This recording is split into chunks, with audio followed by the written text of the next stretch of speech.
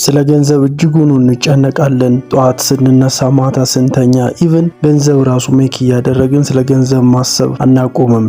ይህ ራስን ከማሻሻል ወይም የተሻለን ገቢ ከማግኘት የመጣ ስሜት ቢሆንም ስትረሱን ማቆም አይቻልም። ግን አንድ ነገር ልነግራችሁ እወዳለሁ። አብዛኛው 90-80% የሚያስጨንቁን ነገሮች በህይወታችን ላይ አይከሰቱም። ይህም የሚሆነው የኛ ኮሚትመንት፣ የኛ መሰጠት፣ የኛ ዴዲኬሽን እስካለ ድረስ ነው። ስለዚህ ስለ ገንዘብ አለመጨነቅ፣ እየሰሩ ራሱ ስለ ገንዘብ አለመጨነቅ አይቻልም። ይህ የማይቆም ነገር ሲሆን ስለ ገንዘብ ከመጨነቅ ዛሬ ስለ ገንዘብ መጨነቅ አቁሙ ልላችሁ ሳይሆን ስትረሳችሁ ያ የምትጨነቁበት አላማ፣ ለምሳሌ 500,000 ብር ሜክ አደርጋለሁ ብላችሁ የምትጨነቁ ከሆነ ባላችሁት ጊዜ ባታደርጉትም ያንን እናደርገዋለን ወይም ሜክ እናደርገዋለን ያላችሁትን ገንዘብ ባላችሁት ታይም ፍሬም ባላችሁት የጊዜ ገደብ ባታረጉት እንኳን ማረጋችሁ አይቀርም። ምክንያቱም አብዛኞቹ ጥናቶች እንደሚያሳዩት ከሆነ 90-80% የሚያስጨንቁን ነገሮች በህይወታችን ሀፕን አያደርጉም። ይህም እንዳይሆን ደግሞ የራሳችን ኮሚትመንት፣ የራሳችን መሰጠት ያስፈልጋል። እንደዚህ አይነት ኮንተንት እንዲደርሳችሁ ሰብስክራይብ አድርጉ። በዛ ላይ እስቲ